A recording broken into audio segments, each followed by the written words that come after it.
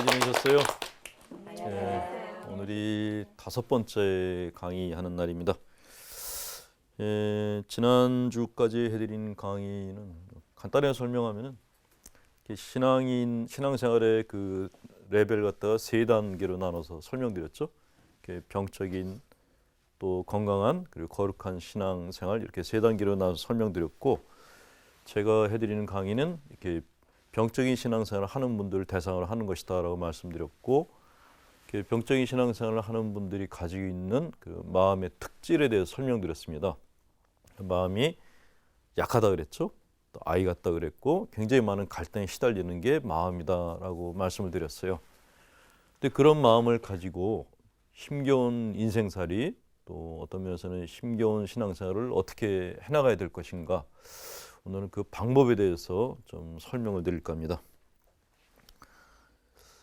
제가 보좌신부 때 어떤 자매님이 오시더니 우리 남편하고 같이 왔는데 좀 만나달라는 거예요. 모시고 오라 그랬어요.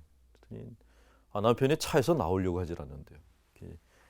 그 자매님을 성당 밖에까지만 차를 태워주고 미사하는 동안에 차 안에서 기다리고 있다가 집에 가신다는 거예요.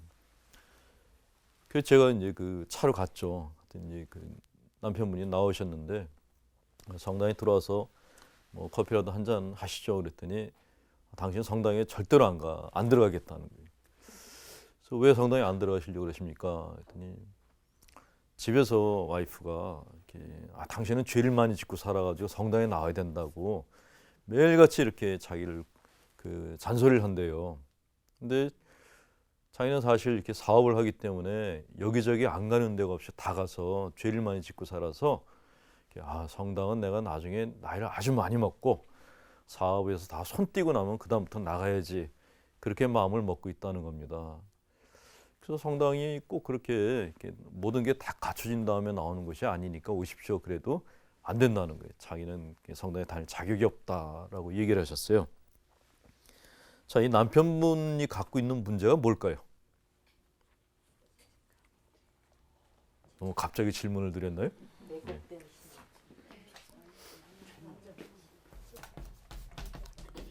죄책감입니다. 죄책감. 여러분들도 다 죄책감 같은 거 갖고 있죠. 만약에 내가 죄책감이 하나도 없다, 그러면 천사이거나 아니면은 이렇게 뭐랄까 정상적인 사람이라고 볼 수가 없는 거죠. 보통 정상적인 사람들은 누구나 다 죄책감을 가지고 살아갑니다. 근데 문제는 이 죄책감이 딱 하나만 있으면 괜찮은데 이게 두 가지가 있다는 거예요. 조금 우리가 구분하기 어려울 정도로 내용이 이렇게 전혀 내용이 다른 것이 두 가지가 있다는 거죠. 하나는 건강한 죄책감이라는 거죠. 또 하나는 병적인 죄책감이 있어요. 병적인 죄책감이라는 것은 지나친 죄책감이라고 그렇게 말을 하기도 합니다. 자, 우선 이 죄책감이라는 것은 사람이라면 누구한테나 다 있어야 될 아주 필수적인 감정입니다. 감정 있고 책임감 있는 사람에게 있어 죄책감은 꼭 있어야 되는 것인데, 내가 사회적인 규범을 어겼을 때 내 마음이 불편해져야 된다는 거죠. 그 불편해지게 만드는 것이 죄책감이 갖고 있는 기능인데, 이런 죄책감이 내 마음의 불편함을 갖다 이렇게 일으키고 내 안에 있는 도덕적인 나침판이라는 게 있어요. 사람 마음 안에. 이 도덕적 나침판을 갖다가 기능하게 만든다는 거예요. 이거를. 우리가 살아가는 인생이라는 게 이렇게 내가 원하는 대로 이렇게 아주 일방통행의 길을 가는 게 아니잖아요. 살다 보면은 옆길로 세우고 싶을 때도 있고, 또 어떤 때는 이렇게 이건 아닌데 하는 쪽으로도 자꾸 이렇게 몸이나 마음에 가려고 그런단 말이죠.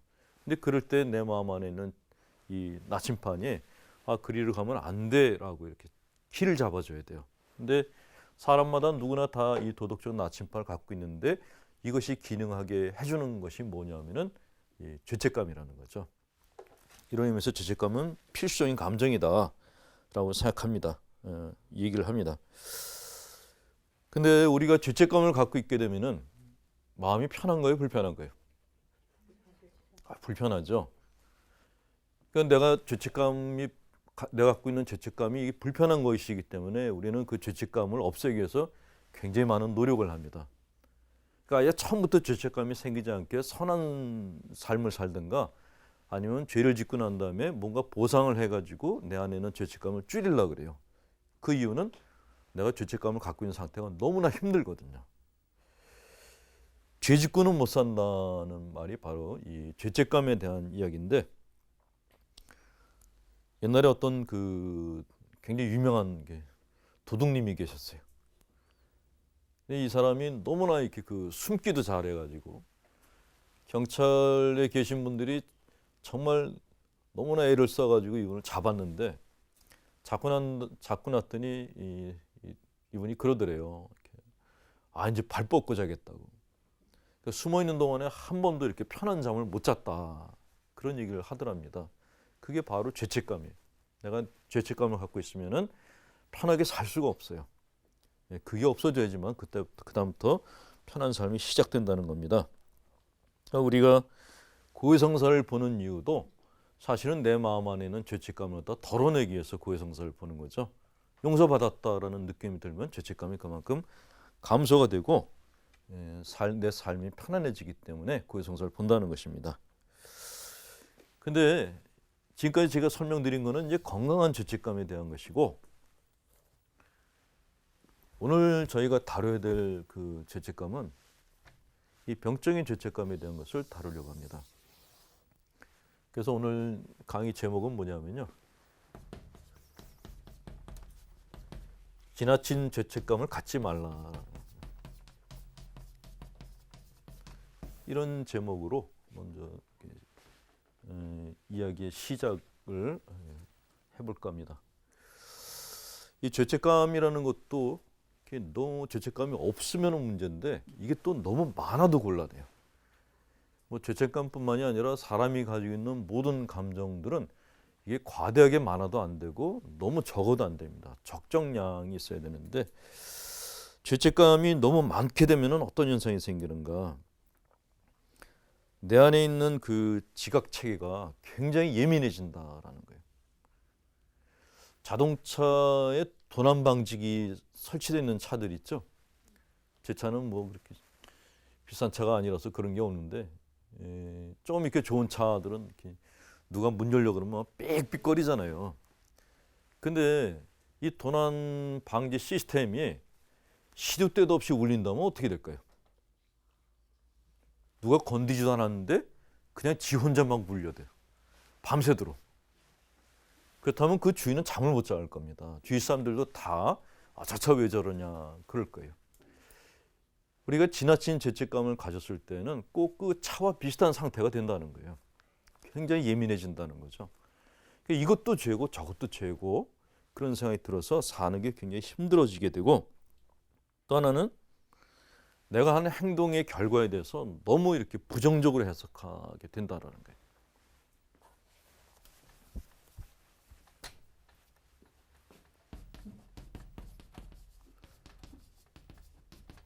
부정적인 해석과 지나치게 예민해진다.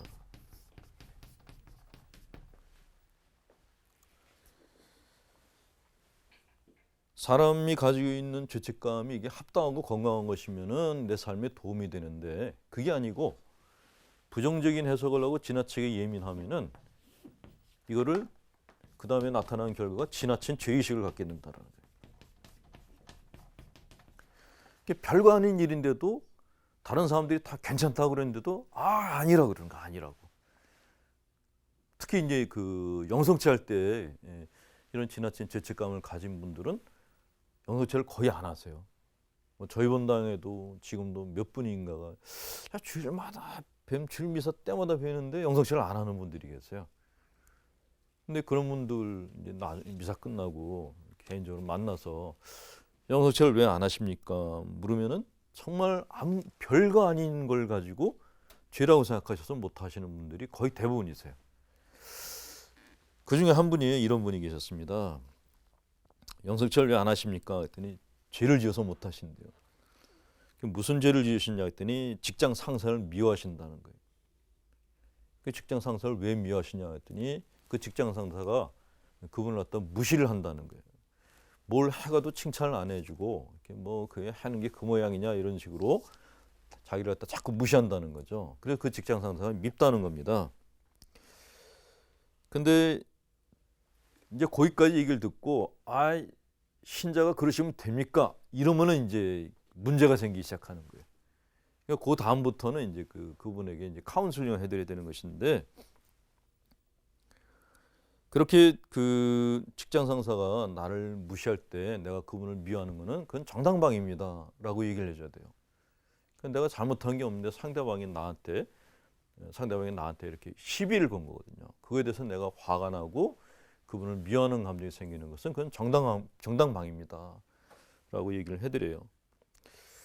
그리고 이제 덧붙여서 제가 해드린 얘기가, 형제님이 그분을 갖다 미워하면은 누가 힘드냐고.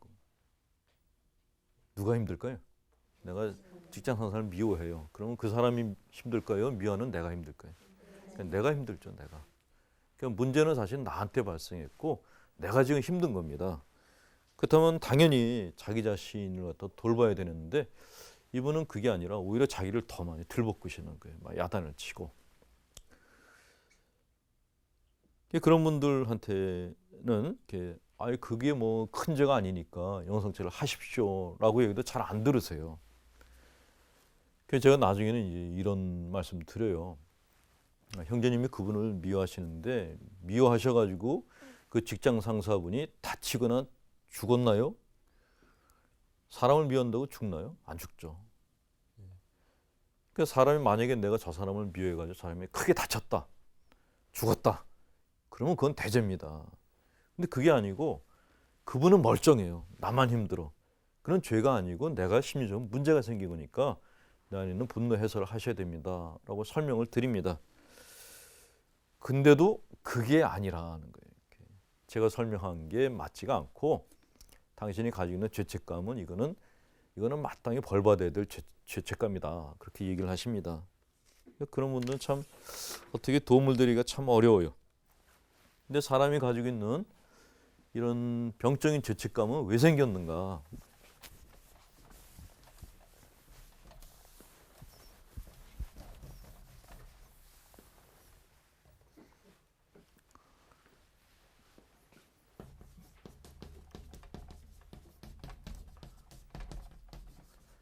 병적인 죄책감 뒤에 있는 원인은 병적인 양심 때문이었습니다. 뭐 전부 병적 그러니까 설명하면서도 제가 이건 너무 제가 이렇게 병에 대한 얘기만 너무 많이 하는 거 아닌가 하는 생각이 드는데, 내가 가지고 있는 병적인 양심이 병적인 죄책감을 만드는 겁니다. 아이가 놀다가 학교 수업을 갖다가 빼먹었어요. 그 집에 와서 엄마한테 얘기를 했습니다. 그럴 때 엄마가 애한테 어떻게 해야 되죠? 제가 보기를 들어드릴게요. 여러분 같으면 어떻게 하시겠어요? 애가 수업을 빠졌다 그러면. 1번, 다리 몽둥이를 부러뜨린다. 2번, 공부하는 놈은 밥 먹을 자격도 없다고 야단치고 굶긴다. 3번, 다음에는 그러지 말라 하고 저녁을 먹어라 라고 한다. 어떻게 하시겠어요? 뭐 당연히 3번을 하시겠죠? 다른 문제를 하나 더 드릴게요. 패고 봅니까? 그렇군요. 제가 뭘로 든 거예요? 화부터 내고. 예. 지금 뭐 굶기거나 그러진 않잖아요. 뭐 다리를 부러뜨리거나 그러지는 않죠. 그냥 화가 나서 야단은 쳐도 그래도 밥은 먹이잖아요. 재워주고 쫓아내지는 않죠. 자, 다른 문제 하나 드릴게요. 어딜 놀러 갔다가 깜빡 미사를 갔다가 빠졌어요. 그리고 난 다음 주에 미사를 보러 갔습니다. 그 예수님이 나한테 어떻게 하실 것 같습니까? 보기를 4개 들어드릴게요. 1번, 삐지셔가지고 날 쳐다도 안 보실 거다. 2번, 당신이 매달려 계시던 십자가를 빼어들고 날 패려고 십자가에서 내려오실 거다. 3번 지난주에 빠졌으니까 이번 주에는 성체를 갖다 굶으러 가실 거다. 4번 그래도 미사에 와서 반갑다고 성체를 주실 거다. 예수님 같으면 어떻게 하실 거예요? 4번이에요. 네. 그러니까 성체를 갖다 영하지 못하겠다라고 그 얘기하시는 분들은 대개 마지막이 아니라 앞에 1, 2, 3번을 갖다 주로 얘기하는 분들이라는 거죠. 그런 생각을 갖고 사시는 거예요. 그런 생각. 근데 그런 생각이 바로 병적인 양심이다라고 얘기를 하는 겁니다. 자, 사람은 물론 양심을 갖고 있어야 됩니다. 양심이라는 게 굉장히 중요한 거죠. 네. 이게 없으면 사회가 유지가 될 수가 없겠죠. 근데 문제는 이 양심이라는 것이 그 양심은 그 도덕관하고 같이 볼 수 있어요. 도덕이 아니고 도덕관입니다. 내가 가지고 있는 도덕관, 개인적인 신념, 개인적인 도덕적 신념을 갖다가 얘기하는 것인데 도덕관하고 양심하고는 이렇게 서로 주고받는 영향력이 있어요. 근데 이 도덕관이 정말 모든 사람들이 공감하는 그 다른 사람들이 그래 사람은 그렇게 살아야 돼. 그런 도덕관일 경우에는 양심도 건강한 양심이 형성이 됩니다. 근데 그렇지 않고 이게 지나칠 때는 양심은 또 지나치게 병적인 양심이 형성된다라는 거죠. 서로 주고받는 그런 서로 영향력을 주고받는다라는 것이에요. 그러니까 강박적인 그 자기 생각을 이거는 내 양심이야라고 생각하는 사는 분들은 병적인 죄책감을 가지기가 쉽다라는 것입니다. 그래서 내가 가지고 있는 이런 그 도덕관념들, 내가 갖고 있는 양심이 이게 건강한 건지 아닌지를 갖다 점검을 하실 필요가 있다라는 거죠.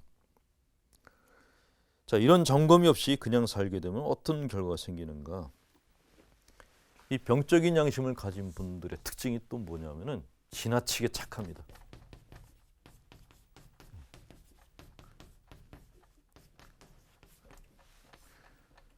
그러니까 정말 법 없이도 살 수 없는 분들의 특징. 남들한테 해를 끼치지 않고 당신이 오히려 손해를 감수하며 사는 분들의 특징을 보면은 착해요. 근데 그 착한 행위, 착한 행동, 말과 행동 그 뒤를 보면은 여기 이게 있는 거예요. 너무나 지나치게 지나치게 이렇게 그 양심적인, 지나치게 도덕적인 그런 것들이 이렇게 뒤에 숨어 있다는 겁니다. 그리고 그 옆에 병적인 죄책감이 같이 이렇게 따라 있다라는 것이죠.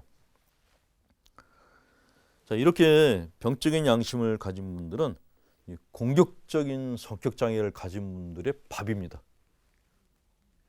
그 동네 이번에 눈이 많이 왔는데 동네 눈이 많이 오면은 꼭 나서는 분이 있어요. 이렇게 눈이 많이 왔는데 왜들 안 나오고 있는 거야? 막 소리 지르면서 당신들은 동네 사람 아니야? 그래서 소리 지르면서 사람들 나오라고 하는 분들이 있어요. 자기는 빗자를 절대로 안 듭니다. 이런 분들이 공격적인 성격 장애자들이라고 하는데 이 공격적인 성격 장애를 가진 분들의 밥이 되는 것이 이 지나치게 착한 분들이에요. 그러니까 동네에서 이 공격적인 성격 장애를 가진 분들은 뭐 나와라 그래놓고 자기는 들어가요. 빗자루도 안 들고. 근데 이 지나치게 착한 분들은 아무도 없는데 혼자 나와가지고 빗자루질을 하고 있는 거예요. 이런 일들이 비일비재해요. 뭐 성당에서도 그런 일들이 있거든요. 신자가 왜 그렇게 사는 거야? 그래놓고 자기는 쏙 빠져나가고 엄한 사람들이 나와 있고 되게 이렇게 병적인 죄책감을 가진 분들이 손해를 본다는 거죠. 이 공식적인 성격 장애를 가진 사람들한테. 또 이런 병적인 양심을 갖고 있는 분들은 그 만성 피로가 따라다닙니다. 왜냐하면 이분들은 쉬지를 못해요. 자, 이 쉰다는 게 사람이 삶을 살아가는데 굉장히 중요한 그런 기능을 가지고 있죠. 우리가 가지고 있는 힘이라는 것이 이게 한계가 있거든요. 뭐 어떤 의학자인가 얘기를 하셨는데 인간이 평생 쓸 수 있는 힘은 무한대가 아니라 일정량이 있다고 합니다. 그 힘을 다 쓰면은 죽는 거래요. 근데 육체적인 힘뿐만이 아니라 심리적으로도 그 힘의 한계량이 있다고 합니다. 그러니까 힘을 어떻게 보면 아껴 써야 되고 재충전하고 그래야 되는데 그런 재충전하는 시간이 쉬는 시간이거든요. 근데 이런 병적인 양심을 가진 분들은 자기가 쉬는 꼴을 못 봐요. 자기가 자기 꼴을 못 봅니다. 계속 뭔가 해야 된다고 몰아붙이는 거예요. 그래서 이분들은 만성 피로가 많아요.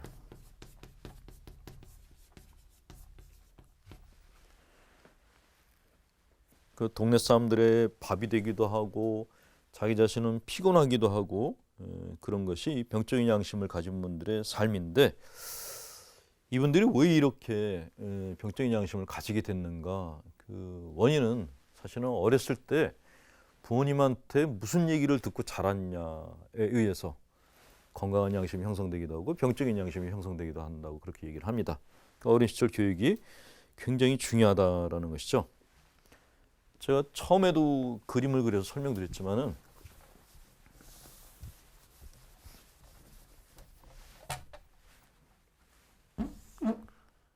이게 나고 내 마음이 있고 하느님이 계시고 이게 이제 아버지하고 어머니가 계십니다. 근데 아버지하고 어머니는 사실 어렸을 때는 어린아이들한테는 하느님이죠. 그러니까 하느님 같은 부모님이 어린 나한테 이제 해주시는 말씀들이 있어요. 근데 그 말씀들이 다 건강한 거냐 하면 그렇지가 않다라는 거죠. 특히 그 우리나라 같은 경우는 딸들이 굉장히 부모님으로부터 건강하지 못한 이야기를 갖다 듣고 자란 경우가 많죠.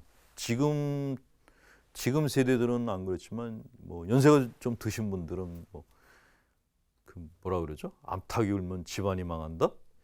그런 류의 얘기를 많이 듣고 자랐다고요. 딸들이 너무 설치지 않게. 근데 그런 얘기를 끊임없이 이렇게 그 어린 아이한테 해주게 되면은 이것이 자기 안에 양심으로 형성이 된다는 거예요. 병적인 양심. 그 삶을 살 때 그 틀 안에서 살게 된다라는 거죠. 그런 그러니까 아버지나 어머니는 어떻게 보면 나에게 있어서는 도덕적인 신념 그 자체라고 이렇게 볼 수 있기 때문에 부모님들이 어렸을 때 해주는 말이 너무너무 중요하다라는 말씀을 드립니다. 그럼 나이를 먹으면은 그래도 그런 데서 벗어나지 않을까 생각하는 분들이 있는데 그렇지가 않다는 거죠. 한번 내 머릿속에 이렇게 들어온 신념은 핵심 신념이 돼버립니다. 내 머릿속에 뿌리를 내려버려요. 이거를 바꾸는 게 너무너무 힘겨워요. 다시 말씀드리지만 내가 가지고 있는 지나친 죄책감은 지나친 양심에서 오고 그 지나친 양심은 사실은 어렸을 때 부모님으로부터 왔다라는 그런 그 하나의 이 틀 갖다가 잘 이해해 주시기 바랍니다. 지나친 죄책감의 원인 두 번째.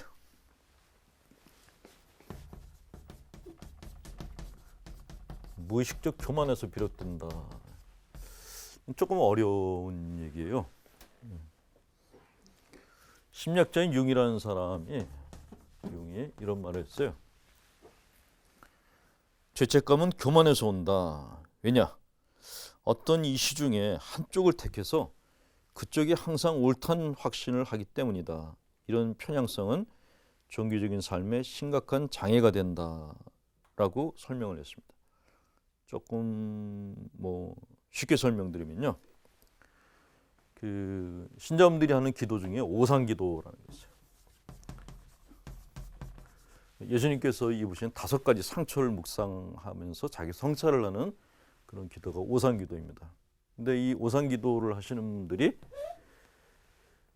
주님이 저렇게 온갖 고뇌를 갖다 다 머리에 담고 계시고 또 가시관 쓰시면서 우리들을 위해서 희생하셨다. 나도 이렇게 좀 건강한 생각을 가지고 제대로 된 삶을 살아야겠다. 요 정도까지만 성찰을 하시면 참 괜찮습니다. 근데 그게 아니고 주님이 저렇게 그냥 가시관을 쓰셨는데 나는 뭐 하고 있는 거야? 주님이 손에 못이 박혔는데 나는 뭐 하고 있는 거야? 주님이 발에 못이 박히셨는데 나는 내 발로 어디 갔지? 야, 나 같은 거 주님이 날 갖다 용서하실까? 난 정말 그 큰 죄이냐? 라고 이렇게 자기 자신에 대해서 지나친 성찰을 하는 분들이 있습니다. 그러니까 막 어떤 분들은 이렇게 십자가 앞에서 막 대성통곡을 하시는 거예요. 주님이 나 같은 거는 절대로 이렇게 거둬주지 않으실 거다. 그런 분들 옆에서 보면은 굉장히 이렇게 정말 신실한 신앙이구나 하는 생각이 들 수가 있는데, 실제로 그 표면상의 걸 갖다 이렇게 하나 들추고 나면은 그게 아니라는 거예요. 주님하고 나하고 동급에다 놓고 얘기하는 겁니다. 주님이 가시관을 쓰셨는데 내가 그 주님의 속을 갖다 속상하게 했고, 그러니까 주님이 절대로 내가 갖고 있는 죄에 대해서 간단하게 보지 않으실 거다. 그거는 내가 지은 죄가 이게 어떻게 보면은 레벨상으로 주님이 날 갖다 용서해 줄 수 있는 것과 내가 지은 죄와 양이 같다라고 얘기하는 거예요. 그러니까 어떻게 보면은 내 수준이 그만큼 높다라는 그런 역설적인 그런 이야기도 되는 것입니다. 자, 세 번째. 이 죄책감에 대한 설명을 제가 굳이 드리려고 하는 이유가, 교우분들 중에 너무나 많은 분들이 이 병적인 죄책감을 갖다 갖고 계세요. 그래서 하나님께 가까이 가셔야 되는데 이 죄책감이 너무 많으면 하나님께 가까이 가지 못합니다. 기도하는 것도 기도가 이렇게 하나님과의 대화인데 대화도 안 돼, 이런 거예요. 기도 생활이 내가 지은 죄에 대한 보석을 하는 생활, 이런 개념으로 이해하는 분들이 많으셔서 너무 무겁게 신앙생활을 하는 분들이 많으셔서, 그래서 이렇게 그 첫 번째 주제를 갖다가 지나친 죄책감을 잡은 겁니다. 자, 세 번째. 지나친 죄책감을 가진 분들의 원인 세 번째, 퇴행 현상입니다. 사람이 가지고 있는 그 심리적인 기제 중에 하나, 방어 기제라는 게 있어요. 내가 삶을 살기 위해서 내가 방어 그 기제라는 걸 갖고 있단 말이죠. 그 중에 하나가 퇴행이라는 게 있어요. 퇴행은 아주 애기 같은 짓을 하는 것을 말합니다. 내가 나를 갖다가 막 비난을 해요. 주님의 나 같은 거 용서할 리가 없어. 이렇게 비난을 하면 다른 사람들이 나를 어떻게 볼까요? 너 정말 죄인이야, 이렇게 볼까요? 아니면은 그렇지 않아, 주님이 용서해 주실 거야, 이렇게 얘기할 거예요. 당연히 주위 사람들이 나를 치근하게 볼 겁니다. 그렇게까지 안 해도 되는데. 내가 막 자책을 심하게 하고 죄책감을 갖다 큰 죄책감을 가지고 사는 것은 사실은 주위 사람들의 동정을 얻기 위해서입니다. 앵벌이 하는 거예요. 길거리에서 그 거린 생활을 하는 사람들 있잖아요. 거린이 만약에 단정하게 머리 빗고 화장도 이쁘게 하고 깨끗한 명품 가방을 앞에 놓고 동냥을 하면 누가 돈을 집어넣어 주겠어요? 막 머리 헝끓이고 뭐 지저분하게 하고 자기 집에도 아닌 애를 갖다가 앞에다가 앉혀놓고 울려놓고 그래야지만 지나가는 사람들이 돈을 넣을 거란 말이죠. 근데 이 병적인 죄책감을 가진 분들의 신앙생활이 딱 그 모습이라는 거예요. 나는 죄인이야, 나 같은 건 주님이 쳐다보도 안 볼 거야, 이렇게 얘기를 하면 주위 사람들이 당연히 동정을 해줍니다. 그 동정을 얻기 위해서 병적인 죄책감을 갖고 있는 경우가 있다라는 거죠. 두 번째는, 내가 나를 갖다가 나는 죄인이야라고 몰아붙이면은 다른 사람들이 나한테 그 이상의 욕을 안 합니다. 내가 만약에 요새 신앙생활이 재밌어요, 성당 나오는 게 재밌어요, 이렇게 얘기를 하면 신자분들이 뭐라고 할까요? 그러냐, 그러면 레지오 가입해, 뭐 빈첸시오 가입해, 아니면 뭐 사모회에 들어와, 이렇게 얘기한단 말이죠. 아니면 뭐 피정을 가, 뭐 아니면 구반장을 맡아, 이렇게 얘기를 해요. 근데 나는 이렇게 죄를 많이 짓고 사는지 모르겠어요, 난 믿음이 없어요, 나는 성당에 나올 자격이 없어요, 그러면 아무 말도 안 합니다. 그냥 성당에만 열심히 나오면 돼, 그 이상의 욕을 절대로 안 한단 말이죠. 그러니까 동정을 얻고 싶거나 남들이 나한테 기대나 요구를 갖다가 하지 못하게 할 때 쓰는 방법이 병적인 죄책감이라는 거예요. 그래서 이것을 애들이 하는 짓과 같다 그래가지고 퇴행이다, 그렇게 얘기를 한다는 거죠. 또 하나는, 이것도 동정과 비슷한 건데, 내가 막 내 자신을 갖다 낮추면은 주위에서 나를 갖다가 지지해주기 시작합니다. 그 지지를 얻고 싶은 거예요. 지지를 얻으면은 자신감이 회복이 되거든요. 이 지지라는 것이 참 사탕 같은 거예요. 아주 달짝지근하거든요. 만약에 여러분 중에 만약에 자매님 한 분이 저한테 와가지고 신부님 저는 왜 이렇게 신앙생활이 힘든지 모르겠어요. 저 같은 게 성당 다닐 자격이 있는지 모르겠어요. 이렇게 얘기를 하셨는데 제가 뭐라고 얘기를 해드려야 될까요? 그럴 때 제가 보니까 나오실 자격이 없네요. 이렇게 얘기를 하면 그분이 어떻게 될까요? 뭐 바로 냉담해 버리시겠죠. 냉담이 문제가 아니라 동네방네 다니면서 그 홍신부라는 놈이 하면서 그 놈이 이제 보니까 그 놈이 이렇게 사람 마음에 상처 주는 놈이야. 그 놈이 무슨 상담가야. 그러면서 막 욕을 하고 다닐 거란 말이죠. 근데 자매님이 저한테 와서 그런 얘기할 때 무슨 그런 소리 하냐고. 자매님은 충분히 훌륭한 신앙이 될 자질이 있는 분이다 라고 얘기를 하면 괜히 기분이 좋아져요. 그거를 얻고 싶은 거예요. 사순식에는 우리가 묵상하는 그 주제가 주로 순환당하신 예수님을 묵상하죠. 십자가에 달리신 예수님을 보고 그분의 고통을 이렇게 같이 공감하려고 노력을 합니다. 근데 사순시기가 끝났는데 부활시기가 왔는데도 여전히 십자가에 계신 주님을 바라보고 계신 분들이 있어요. 사순절은 사실은 우울 모드가 지속되는 때입니다. 사순절이 시작되면 본당의 모든 행사들이 다 정지가 되잖아요. 사순절 되면 놀러 가지도 않고 뭐 재밌는 그런 프로그램들은 다 안 합니다. 그때는 오로지 기도만 해요. 기도와 보성만 합니다. 근데 그렇게 사순절을 보내는 이유는 부활을 맞이하기 위해서 부활의 기쁨을 더 크게 갖기 위해서 사순절이라는 보석의 기간을 갖는 것이죠. 근데 가끔 가다가 사순절이 끝나서 부활 시기가 시작됐는데도 그냥 사순절에 계속 머무는 분들이 있어요. 그게 바로 이 병적인 죄책감을 가진 분들의 특징이에요. 이분들은 1년 12달 그 표정이 우중충합니다. 우울하고 우중충해요. 옷도 늘 이렇게 색깔이 어두운 걸 입고 다니세요. 꼭 수도자도 아닌데 수도자같이 비슷한 옷을 입고 다니세요. 그 표정은 더 어두워. 예. 근데 이렇게 사시는 분들이 바로 자기 자신이 갖고 있는 병적인 죄책감 때문에 그렇게 사시는 거예요. 부활이라는 것 자체가 이렇게 감각으로 들어오질 않는 거죠. 근데 그거는 사실 열심한 신앙생활이 아니고 사실은 병적인 신앙생활이다라고 이렇게 볼 수 있다는 거죠. 그럼 병적인 죄책감을 갖고 살게 되면은 그 결과가 어떠한가에 대해서 좀 설명을 드리겠습니다. 아까 설명드릴 때는 내가 병적인 죄책감을 갖고 있으면은 그것이 딴 사람들의 동정을 구하고 앵벌이하는 것과 같다라고 설명을 드렸는데 실제로 그렇게 사람들이 나한테 계속적으로 동정해 줄 건가? 안 그렇다라는 거예요. 그걸 보상 감소 이론이라고 합니다.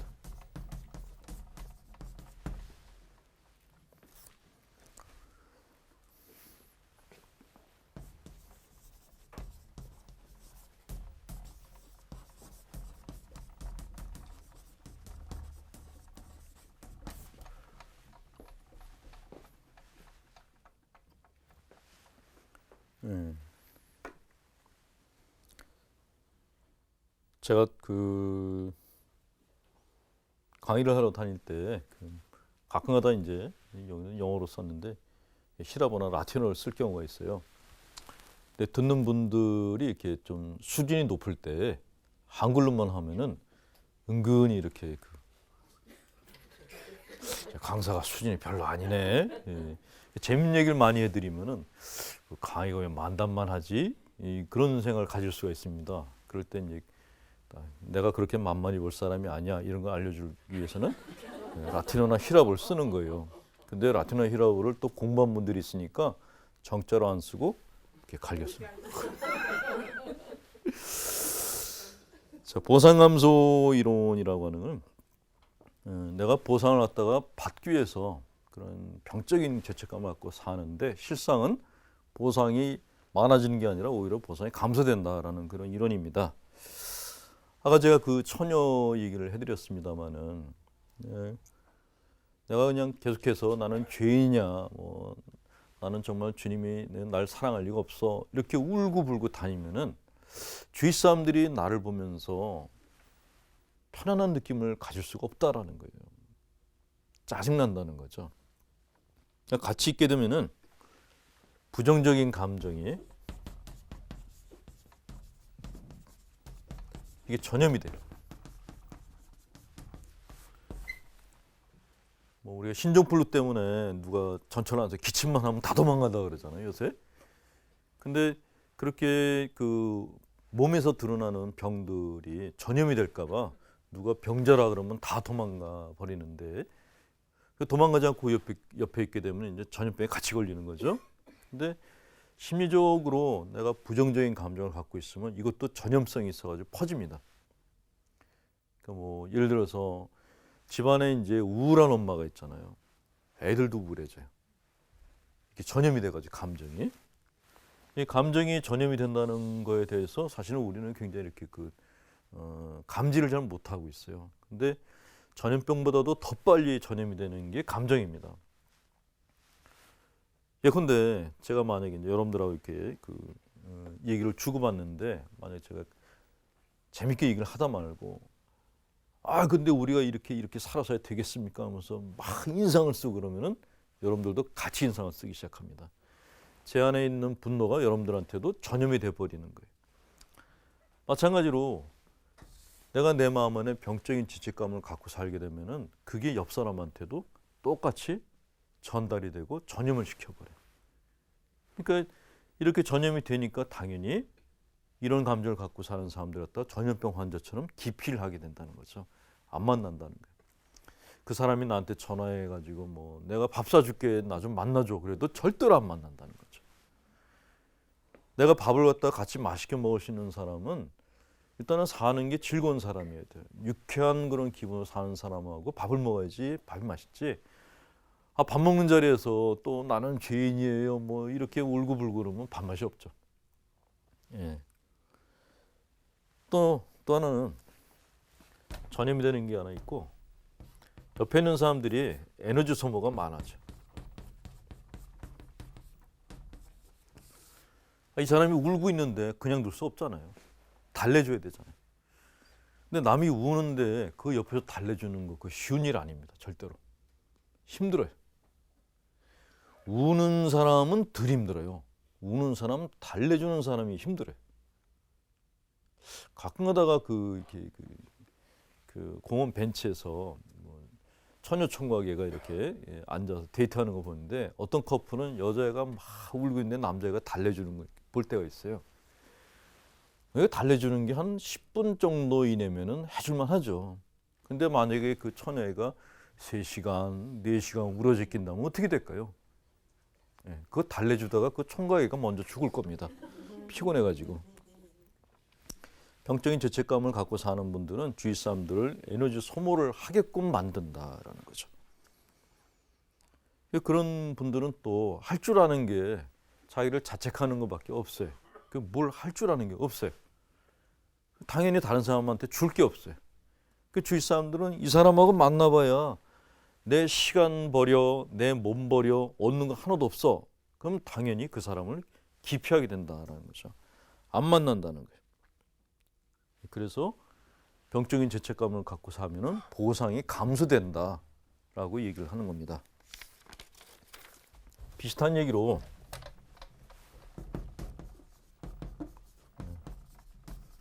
두 번째는, 이거는 융이 얘기한 겁니다. 제가 융을 너무 좋아해가지고요. 그 융이라는 심리학자는 가톨릭의 영성론과 이렇게 굉장히 그분 주장과 이렇게 일치하는 것들이 굉장히 많아요. 특히 영성생활을 하는데 이렇게 영성생활을 하면서 우리들이 갖는 어떤 심리적인 영성적인 부작용, 심리적인 부작용에 대해서 너무나 정확하게 이렇게 이론적인 설명을 하신 분이라서 제가 자꾸 그분 이론을 갖다가 인용을 하게 되는데, 이 융이 이런 얘기를 했어요. 죄책감은 시간과 에너지의 낭비이다. 죄책감으로 이룰 수 있는 것은 아무것도 없다. 그렇다고 방종하게 살라는 것은 아니다. 죄책감으로 에너지를 소모하는 것보다 우리 안에서 충돌하고 있는 서로 다른 진실을 들여다보는 용기 있는 행위에 에너지를 집중하는 편이 훨씬 낫다. 이렇게 어렵게 설명을 했습니다. 그 상담 케이스 중에 이런 얘기가 있었습니다. 어머니가 아주 상심한 그런 어머니가 있었어요. 그 남편분이 이제 그 자기 와이프를 데리고 상담소를 같이 온 거예요. 그 상담자가 그 부인한테 왜 이렇게 마음이 상심했냐 했더니 그 부인 말이 딸이 죽었다는 거예요. 그 딸이 몇 살이냐 했더니 딸이 4살인데 죽었대요. 어떻게 죽었냐 그랬더니 개울가에 놀러 갔다가 얘가 그 자기 고무신이 개울물에 흘러내려가는 걸 보고 주스로 들어갔다 죽었대요. 그래서 이 그 부인이 또 막 울어대는 겁니다. 한참 우는 걸 보다가 상담가가 다시 물었대요. 딸이 언제 죽었냐? 30년 전에. 30년 전에 딸이 죽었는데 그 딸이 죽는 것을 내가 막지 못했다는 병적인 죄책감을 가지고 30년을 살아오신 거예요. 자, 그 얘기를 들으면은 얼핏 이게 모정이 깊은 분이구나라고 생각할 수가 있습니다. 근데 문제는 그 딸 말고 남편은 그럼 어떻게 되죠? 그 집에 아들들도 있어요. 그 아들들은 어떻게 되는 거죠? 이 자매님은 오로지 죽은 딸만 생각하며 살아왔다는 거예요. 안중에 다른 사람이 없었다는 거죠. 그러니까 죽은 딸만 생각하면서 밥 먹으면서 울고 놀러 가지도 않고 또 울고 그러니까 이 자매님이 하는 일이라는 건 우는 것밖에 없었던 거예요. 또 당신이 그렇게 울어대니까 가족들이 다 달래기 바빴던 거예요. 그리고 그 딸 말고 다른 자식들도 있었는데 걔네들은 엄마가 자기들을 무관심하게 대하니까 자기들 나름대로 살 수밖에 없었다는 거죠. 그러니까 그 자식들은 엄마를 원망하는 마음이 있는 거예요. 원망하는 마음. 처음에는 엄마가 죽은 딸에 대해서 걱정을 하면 처음에는 사람들이 다 같이 걱정해 줍니다. 근데 이게 장기간 가게 되면 주위 사람들로부터 짜증나는 소리를 듣게 돼요. 그래서 시간과 에너지의 낭비다라고 얘기를 하는 것입니다. 세 번째는 병적인 죄책감을 가지면은 자기 고문 게임을 한다. 자, 사람이 사람을 갖다 막 이렇게 그 고통을 주는 것을 고문시킨다라고 그렇게 얘기를 하죠. 근데 내가 나 자신을 갖다 고문하는 경우도 있습니다. 그걸 이제 자기 고문 게임이다 이렇게 얘기를 해요. 복음서에 이런 얘기가 나오고 있습니다. 그 무덤 사이에서 더러운 악령 들린 사람 하나가 이렇게 살고 있는 그런 얘기예요. 본문을 잠깐 읽어드릴게요. 그들은 호수 건너편 게라사 지방에 이르렀다. 예수께서 배에서 내리셨을 때 더러운 악령 들린 사람 하나가 무덤 사이에서 나오다가 예수를 만나게 되었다. 그는 무덤에서 살았는데 이제는 아무도 그를 메어둘 수가 없었다. 쇠사슬도 소용이 없었다. 여러 번 쇠고랑을 채우고 쇠사슬로 묶어뒀지만 그는 번번이 쇠사슬을 끊고 쇠고랑도 부숴버려 아무도 그를 휘어잡지 못하였다. 그리고 그는 밤이나 낮이나 항상 묘지와 산을 돌아다니면서 소리를 지르고 돌로 제 몸을 짓짓곤 하였다라는 기록이 있어요. 이게 바로 자기 고문 게임을 하는 사람들의 심리적인 특성을 갖다가 아주 이렇게 그 상징적으로 잘 표현한 글입니다. 자기 고문 게임을 하는 사람들은 그 마음이 꼭 이렇게 황량한 무덤 같다 그래요. 살아있는 게 없어요. 다 짓져가지고 죽여버린 겁니다. 그 마음이 폐허 같다라고 그렇게 얘기를 합니다. 또 자기 고문 게임이라는 것은 돌로 자기를 찢는 거예요. 찢는 거. 병적인 죄책감을 가진 사람들이 사는 삶의 양태는 꼭 이렇다는 거예요. 무덤에서 사는 악령 들린 사람과 비슷하다 그렇게 얘기를 합니다. 실제로 죄책감이 굉장히 강한 사람들을 만나면은요, 그 몸에서 폐허 냄새 같은 게 나요. 건강한 사람들 몸에서는 이렇게 뭔가 좋은 냄새가 나는데, 뭔가 이렇게 막 그 자기 자신을 갖다 몰아붙이는 사람들 몸에서는 탄내 비슷한 게 나요. 느낌이. 그런 느낌을 받습니다. 여기서 이런 대목이 또 있어요. 그는 멀찍이서 예수를 보자 곧 달려가 그 앞에 엎드려 지키 높으신 하나님의 아들 예수님, 왜 저를 간섭하십니까? 저를 괴롭히지 마십시오 하고 큰 소리를 외쳤다. 그것은 예수께서 악령을 보시기만 하면 더러운 악령아 그 사람에게서 나오너라 하고 명령하시기 때문이다. 예수께서 내 이름이 무엇이냐 하고 물으시자 그는 군대라고 합니다. 수요가 많아서 그렇습니다. 라고 대답하였다. 라고 그랬어요. 군대라는 것은 내 안에 자책하는 소리가 많다라는 거예요. 많다. 자, 이렇게 제가 병적인 죄책감을 가진 분들의 문제점에 대해서 이렇게 설명을 드렸습니다. 병적인 죄책감을 갖고 너무 자기 자신을 갖다 못 살리고 사시게 되면은 보상이 감소된다는 거, 또 자기 인생을 낭비하게 된다는 거, 그리고 그렇게 사는 것이 정말 행복한 삶이 아니고 자기 고문 게임이다라는 것들 말씀을 드렸습니다. 여러분들께서 만약 나는 이렇게 뭐 사순시가 끝났는데도 계속해서 나는 그냥 사순절과 똑같이 보석하는 삶을 살고 있다. 혹은 나는 신앙생활을 하는데 왜 이렇게 점점 더 마음이 힘들어지는지 모르겠다. 그런 느낌을 받는 분들은 내가 혹시 너무 지나친 죄책감을 갖고 있지 않나, 자기 죄책감의 건강성 여부를 갖다가 좀 체크해 보실 필요가 있어요. 예. 오늘 강의는 여기까지 해드리고요. 다음 주 강의에는 그러면 이 병적인 죄책감을 어떻게 하면 좀 줄일 수가 있겠는가, 감소시킬 수가 있는가, 그 방법에 대해서 좀 설명을 드릴까 합니다. 긴 시간 동안 재미없는 강의를 재미있게 잘 들어줘서 감사합니다. 네,